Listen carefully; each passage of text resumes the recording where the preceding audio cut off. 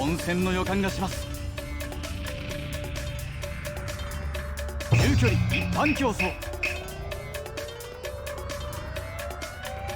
悪は体制整いました。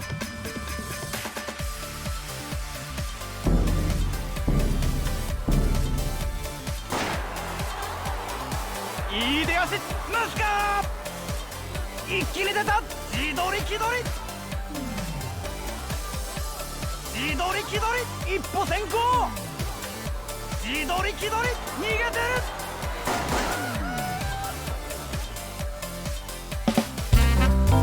いや。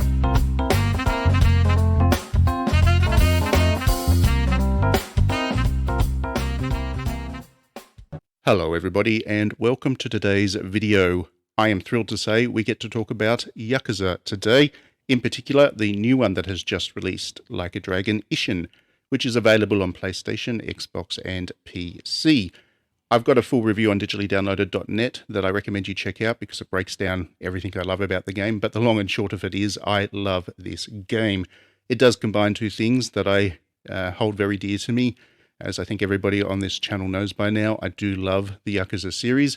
I also am absolutely fascinated by Japanese history, and putting a Yakuza game in a particularly interesting period of Japanese history was always going to go down well with me. You don't have to be a historian to appreciate what this game does. It doesn't require you to have any particular historical background knowledge, but it does help as well. It's a little like the Assassin's Creed games back when those were actually good and worth playing, in that they're just such a creative way of adapting history and turning it into a video game format that it becomes fundamentally compelling, like historical epics and so on. So that's what this game does. So for this video, rather than talk about the game itself, which I already do in depth in the review, so you can just read that, and I didn't want to double over myself, what I want to use this video to do instead is talk about the cinema tradition that these games belong to, because they are very cinematic and they are very much referencing Japanese cinema in a way that I think is very intelligent, and the developers at SEGA deserve a lot of credit for what they're doing with that. I think that because we don't get exposure to those films so much here in the West, we don't necessarily recognize that as we play these things, but they are there, and I think your appreciation of these games will be that much deeper if you can kind of see where they come from and the traditions and the way that their stories are constructed to be referencing the cinema history. So for those who are perhaps not so familiar with the Japanese film industry, they've been making Yakuza films for basically as long as they've been making films. There are silent films that are Yakuza films. They are still making them today. The entire history of the Japanese cinema has had Yakuza as a storytelling motif. And a Yakuza film is, as the name probably suggests, a film in which the heroes, the protagonists and the antagonists are Yakuza, and the storylines are kind of related to what goes on in their world and their relationship with the police and civilians and all that kind of stuff. But through that history, there have been several different approaches to making these films.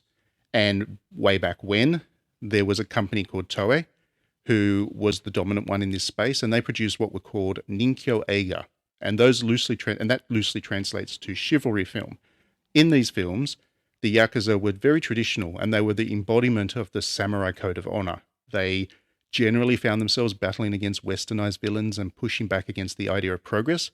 And the good Yakuza were exclusively interested in honor and loyalty, and they followed the Yakuza code.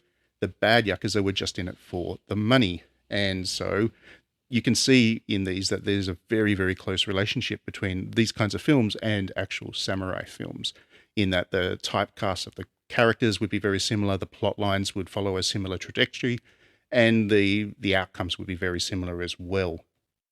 That brings us to Like a Dragon Ishin, which is a really clever play on the relationship that the Yakuza films and samurai films have had over time, and in particular this era of cinema.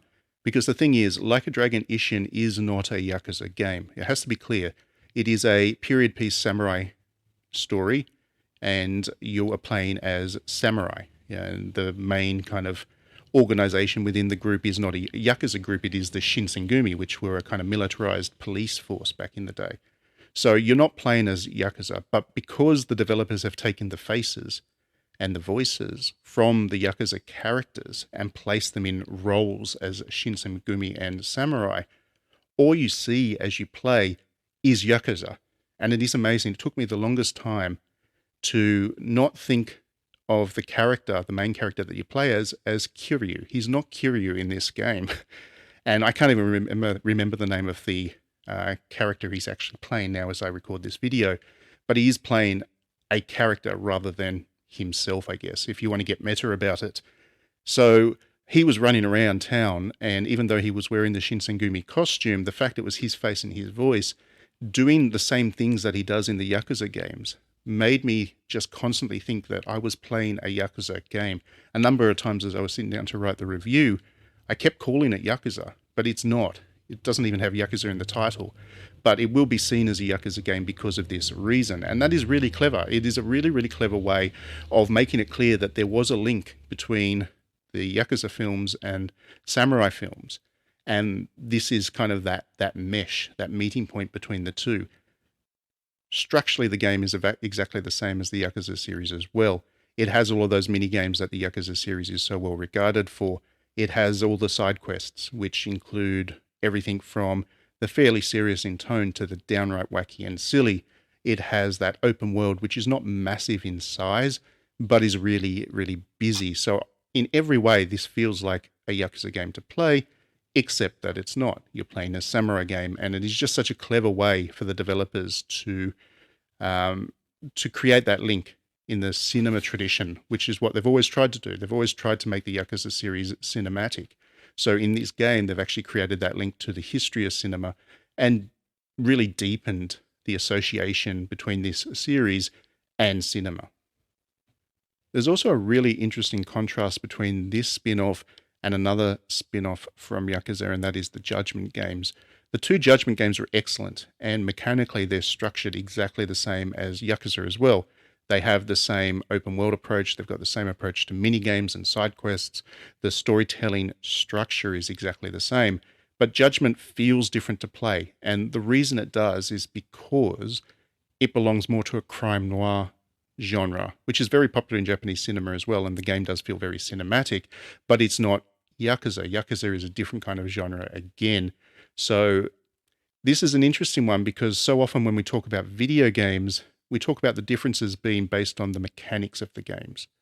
The way that a platformer is different when it's a 2D or 3D platformer, the way a Western RPG is different to a Japanese RPG. Inevitably, it's the mechanics that differentiate them in our minds. But what we've got here with the Yakuza series is differentiation based on genre, on its themes. And you've got You've got the Yakuza series, you've got this spin-off in Like a Dragon Ishin, which has nothing to do with the Yakuza, but because thematically, through cinema, there is that relationship, it feels very similar to play.